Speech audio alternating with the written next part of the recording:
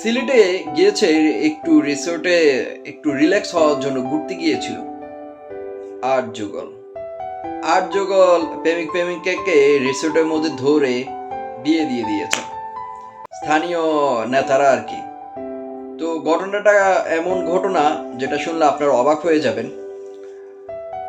সিলেটের একটি রিসোর্টের মধ্যে তরুণ তরুণীরা সেখানে অবস্থান করেছেন। তো সেখানে তখন স্থানীয় নেতাকর্মীরা মানে যারা সুপ্রভাবশালী তারা যায়, গিয়ে দেখে যে রিসোর্টের মধ্যে এইভাবে তারা স্বামী স্ত্রীর পরিচয় দিয়ে রিসোর্টের মধ্যে ওঠে।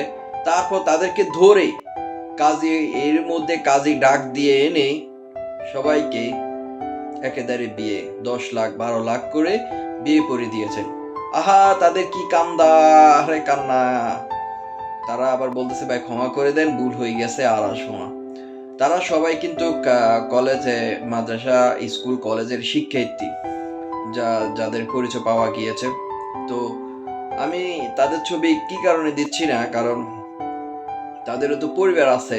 যাই হোক, মান সম্মানের একটা বিষয় আছে আর কি। তো তাদের হয়তো যাওয়াটা এখন উচিত হয়নি, সেটা ঠিক।